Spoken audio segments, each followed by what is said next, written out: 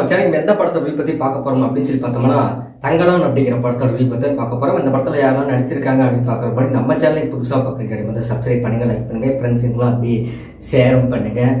உங்களுக்கு என்ன கமெண்ட் பண்ணணுமோ அதையுமே கீழே கமெண்ட் பண்ணுங்கள். சரி, தங்கலான் அப்படின்னு எடுத்துட்டோம்னா ரஞ்சித் சாரோட படம் தான் இது. அவர் இதுக்கு முன்னாடி என்னெல்லாம் படம் பண்ணியிருக்காரு அப்படிங்கிறது உங்களுக்குமே தெரியும்.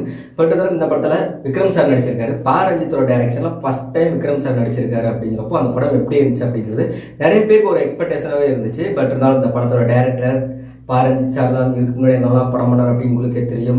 யாரெல்லாம் நடிச்சிருக்காங்க அப்படின்னு பார்த்தோம்னா நம்ம விக்ரம் சார் நடிச்சிருக்காரு, இவங்க கூட வந்து பார்வதி நடிச்சிருக்காங்க, இனிமேல் பார்த்தோம்னா மாளவிகா மேனன், பசுபதி சார், ஹரிகிருஷ்ணன் நடிச்சிருக்காரு, அர்ஜுன் நடிச்சிருக்காரு, டேனியல் அப்படிங்கிற ஒரு ஹாலிவுட் வில்லன் இந்த படத்தில் நடிச்சிருக்காரு.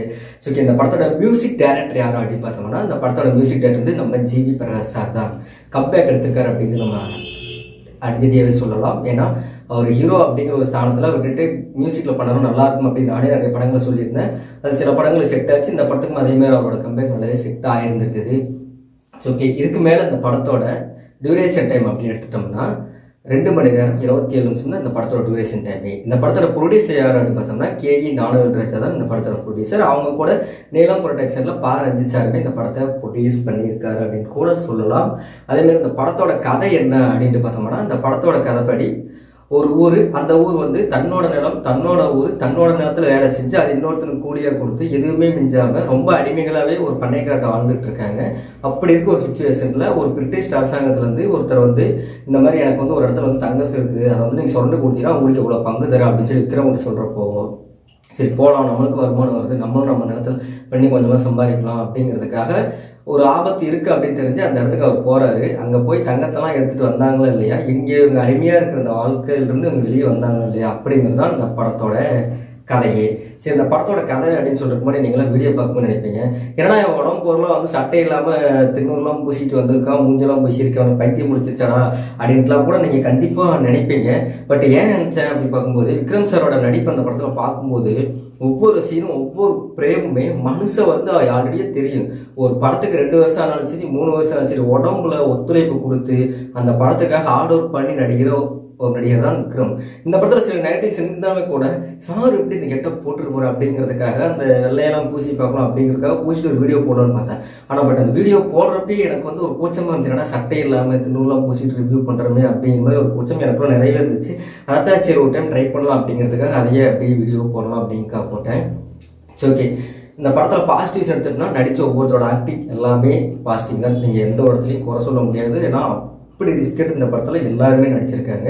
மாளவிகா மேனன் ஆகட்டும், அவங்களுக்கு ஒரு டிஃப்ரெண்டான கேரக்டர் பண்ணியிருக்காங்க. அவங்க அப்படின்னு கத்துவாங்க, அந்த கத்துற சீன் நல்லாயிருக்கும். பசுபதி சார் பூணூல் போட்டு சுற்றுவார். அவர் பூணூல் போட்டு சுற்றுறா அப்படின்னு பார்த்தா அந்த படத்தில் வந்து நம்ம எல்லாருமே ஒடுக்கப்பட்டவங்க கீழே இருக்கோம் அப்படிங்கிறப்போ ராமானுஜம் சொன்ன மாதிரி பூணூல் போட்டால் நம்மளாம் வந்து வைகுண்டத்துக்கு போகலாம், பெரிய ஆயிடலாம் அப்படிங்கிறதுக்காக உங்களை நான் தனியான்னு சொல்லி அந்த ஏரியாவில் ஒரு பெருமாள் கோயில் வச்சு அவர் கும்பிட்டு இருப்பார்.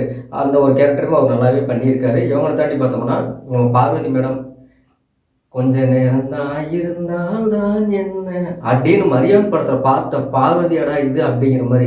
ஏன்னா என் பக்கத்தில் உட்காந்து ஒருத்தர் கேட்டாப்புல இது யார் புதுசாக இருக்குன்னு, உனக்கு ஞாபகம் இல்லையா மரியாதை படத்தை ஹீரோயினியா அப்படின்னு. அவங்க எவ்வளோ வெயிட் போட்டாங்க அப்படின்னு ரொம்பவே நல்லாவே நடிச்சிருக்காங்க. அதேமாதிரி விக்ரம் சாருக்குமே கரெக்டான ஃபேராகவே இவங்களுமே இருந்திருக்காங்க. லவ் சீன்ஸும் ஆகட்டும், கணவன் மனைவி நடிச்சிட்டும் அவங்களும் நல்லா பண்ணியிருந்தாங்க.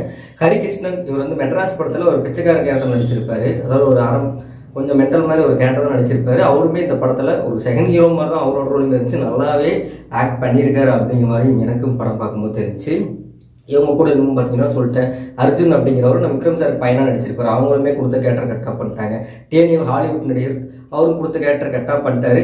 பட் இருந்தாலுமே கூட படத்தில் சில சீன்ஸ் அவரோட டேனியல் சீன்ஸ் அப்படின்னு எடுத்துட்டோம்னா இங்கே வந்து ஆங்கிலத்தில் பேசுறது மக்கள் புரிதலுக்காக தமிழில் வந்து மாற்றிருக்கும் அப்படிங்கிறத சொல்லி டைட்டில் போட்டிருந்தாங்க. பட் அதையுமே நான் கொஞ்சம் கவனித்தேன். இருந்தாலும் சில சீன்ஸ்லாம் அவர் பேசும்போது அவர் பேக்ரவுண்ட் வாய்ஸாக வந்து அரவிந்த் சாமி சாரோட வாய்ஸ் தான் கொடுத்துருப்பாங்க. அதை நீங்கள் படம் பார்த்துருந்தீங்கனாலும் இல்லை பார்த்தீங்கனாலே உங்களுக்கு தெரியும், அரவிந்த் சாரோட வாய்ஸ் தான் இந்த படத்தில் போட்டிருப்பாங்க. பட் இருந்தாலும் கூட சில சீன்ஸ் மட்டும் இவர் பேச இவருக்கு வந்து மொழிபெயர்ப்பு சொல்லி இன்னொருத்தர் மக்களுக்கு சொல்ல அதை தப்பாக பிரித்து தப்பாக திணிச்சு சொல்ல விக்ரம் அதெல்லாம் இல்லை இவன் போய் சொல்கிறான், நம்ம துறை அப்படிலாம் சொல்ல மாட்டார் அப்படின்னு அதை மாற்றி பேச எதுக்கு இந்த மாதிரி தெரியல. ஒன்று அவர் இங்கிலீஷ்லேயே பேசிட்டு போயிருக்கணும், இல்லை தமிழ்லேயே பேசிட்டு போயிருக்கணும். சில சீன்ஸ் தமிழ்லையும் சில சீன்ஸ் இங்கிலீஷ்லையும் பேசுறது அவரோட கேரக்டர் கொஞ்சம் குழப்பமாக இருந்து. பட் ஆக்டிங் நல்லாவே கொடுத்துருந்தாங்க. சரி, இதெல்லாம் தாண்டி உங்களுக்கு இன்னும் இந்த படத்தில் சொல்லணுமாடா அப்படின்னு சொல்லி நினச்சிங்கன்னா இந்த படத்தோட கதை 1850 நடந்த மாதிரி தான் ஒரு கதை. அடிமையாக இருக்கிறவங்க, அதாவது இந்த கதைப்படி எடுத்துட்டோம்னா 1850 அப்படிங்கிற ஒரு ஆண்டு, ஒரு வருஷம், அந்த காலகட்டத்தில் இவங்க எல்லாமே வந்து தங்கலான் அப்படிங்கிற ஒரு சமூகம், அதாவது ஒடுக்கப்பட்ட சமூகம், தங்கலான் அப்படிங்கிற ஒரு சமூகம் இருந்திருக்குது. அவங்க வந்து இந்த மாதிரி பொண்ணு எடுக்கிறதுலாம் அந்த மாதிரி போயிருக்காங்க. அந்த ஒரு வரலாற்றை இவர் கொஞ்சம் கொஞ்சமாக ரஞ்சித்தனை தெரிஞ்சுக்கிட்டு அதை படமாக ஒரு கற்பனையாக உலுக்கி எடுத்திருக்காரு. அதே மாதிரி ஓரளவு கரெக்டாக பண்ணியிருக்காரு அப்படின்னு சொல்லி பார்த்தோம்னா, கண்டிப்பாக அந்த 2.5 மணி நேரம் படத்தில் சில சிஜி சீன்ஸ்லாம் பார்த்தீங்கன்னா ஒரு கருங்கரடி மாதிரி ஒன்று வரும். அது கரிஞ்சிரத்தின்னு சொல்லலாம், நான் கருங்கரடிங்கிறேன், எனக்கு பார்க்கும்போது அப்படி தெரிஞ்சு. அந்த சிஜி ஒர்க் அவர் நல்லாவே பண்ணியிருக்கலாம். ஒரு 3 கிலோமீட்டர் தூரத்தில் ஒரு பாறையை மெயினாக வச்சு செட்டு போட்டு எடுத்திருக்காங்க. அந்த சினிமே கூட ஓரளவுக்கு நல்லா இருந்துச்சு. பட் இஎஃப்எக்ஸ் மட்டும் இன்னும் கொஞ்சம் நல்லா பண்ணியிருக்கலாமோ அப்படிங்கிற மாதிரி தோணுச்சு. இன்னும் சொல்ல போனால் படத்தோட மியூசிக் ஆல்ரெடி சொல்லிட்டேன், ஜி பிரகாஷ் வேறு லெவலில் பிரித்து மேய்ச்சிட்டாரு. அதுவும் மினிக்கி சாங்லாம் தேட்டரில் பார்க்கும்போது வேறு லெவலில் எஃபெக்ட் இருந்துச்சு. தங்கலானி அந்த பாட்டு வர இடத்துலையுமே நல்லாவே இருந்துச்சு. அதுவும் இந்த படத்தில் வந்து ஒரு மெயினான சீன் ஒன்று சொல்லணும் அப்படின்னு பார்க்கும்போது இவங்க எல்லாமே வந்து நான் சொன்ன மாதிரி ஆல்ரெடி இந்த சட்டையெல்லாம் இருக்கேன், வெறும் கோவணத்தை மட்டுமே கட்டிக்கிட்டு பொண்ணுங்களாம் வந்து சாக்கி போடாமல் மாறப்போ அந்த புடவையிலே கீழே எல்லாத்தையும் கட்டிட்டு சுற்றிட்டு இருப்பாங்க. அந்த ஒரு டைமில் நம்ம விக்ரம் சார் முதல்ல அந்த குதிரையில் வருவார். குதிரையில் வந்துக்கிட்டு இருக்கிறப்போ திடீர்னு பேண்ட் செட்லாம் போட்டு வர்றப்போ எல்லாருக்குமே ஒரு கண்ணுப்பட்ட மாதிரி இருக்கும். அந்த ஒரு சீன் வந்து இப்படியே தான் நான் இருக்கணுமா, நான் வந்து பேண்ட் செட்லாம் போடக்கூடாது, குதிரையில் நாங்கள் வரக்கூடாது அப்படின்னு சொல்கிற அந்த ஒரு சீன் வந்துட்டுமே அதுலேருந்து இவங்களுக்கு கொஞ்சம் துணியை கொடுத்து நீங்கள்லாம் போடுங்க அப்படின்னு சொன்னோன்னே அந்த ஜாக்கெட்டை ஃபஸ்ட்டு டைம் அவங்க போட்டு வெளியே வர அந்த சந்தோஷம், அதுக்கு இடையில நம்ம பார்வதி அவங்க டைலாக் சொல்லுவாங்க அதெல்லாம் போட்டு அப்படின்னு சொல்லி அந்த டைலாக் நான் சொல்ல விரும்பல. நீங்கள் படம் பார்த்தீங்கன்னாலே தெரியும்.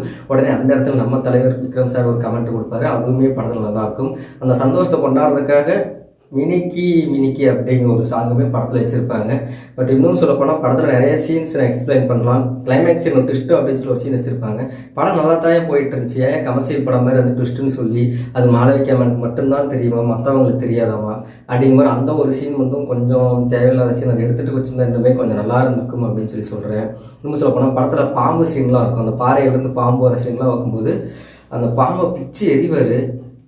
இந்த படத்துக்கு இதெல்லாம் தேவையா அப்படிங்கிற கூட டீசரில் இந்த ஒரு சீனுக்காக இந்த படத்தை நான் பார்க்கணும் அப்படின்னு நிறைய பேர் நினச்சிட்டு இருந்தாங்க. அது நம்ம டீசரில் பார்த்த எஃபெக்ட் படத்தில் அவ்வளோக்கு இல்லை. அதேமாரி அந்த மாளவிகா அம்மனோட கேரக்டர் அவங்க வந்து ரத்தம் பட்டா தங்கமாக மாறும் அப்படிங்கிறப்போ அவங்க வயிற்றை கிழிக்கிறப்போ ரத்தம் அப்படியே ஆறில் கொட்டுற மாதிரி கூப்பிட்டு அந்த இடம் பூராவே பார்த்தீங்கன்னா நம்மளுக்கு பூரா பார்த்துட்டு இருப்போம், அப்படியே தங்கமாகவே மாறும். என்னடா அதிசயமாக இருக்குது அப்படிங்கிற மாதிரி இருக்கும்.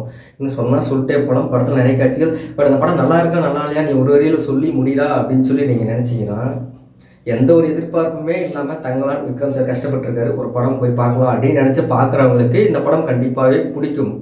ஆனால் எவ்வளோ எஃபெக்ட் போட்டிருக்காங்க, எவ்வளோ எதிர்பார்ப்பு இருந்துச்சு அப்படிங்கிற ஒரு அர்த்தத்தோட இந்த படத்தை போய் நீங்கள் பார்த்தீங்கன்னா கண்டிப்பாக இந்த படம் உங்களுக்கு வந்து ஒரு ஏமாற்றமாக தான் இருக்கும்.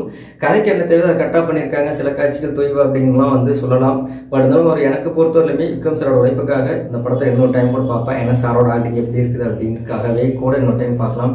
பட் எல்லாருக்குமே இந்த படம் பிடிக்குமானதாக இருக்குமா அப்படின்னு சொல்லி பார்த்தோம்னா கண்டிப்பாக வாய்ப்பில்லை. நிறைய பேருக்கு இது ஒரு சுமாரான படமாக இருக்க கூட வாய்ப்பு இருக்குது. பட் இருந்தாலும் இந்த சமூகத்துக்கு நம்ம நாட்டுக்கு இந்த படம் தேவையான அப்படின்னு பார்த்தோம்னா ஆதித்தமிழர் வரலாறு அப்போ நடந்ததை இப்போ வந்து அவர் மக்களுக்கு தெரிய வைக்கணும் அப்படிங்கிறதுக்காகவே ரஞ்சித் சார் எடுத்திருக்காரு. ஏன்னா அவரோட படங்கள் எல்லாத்துலேயுமே அரசியல் இருக்கும்.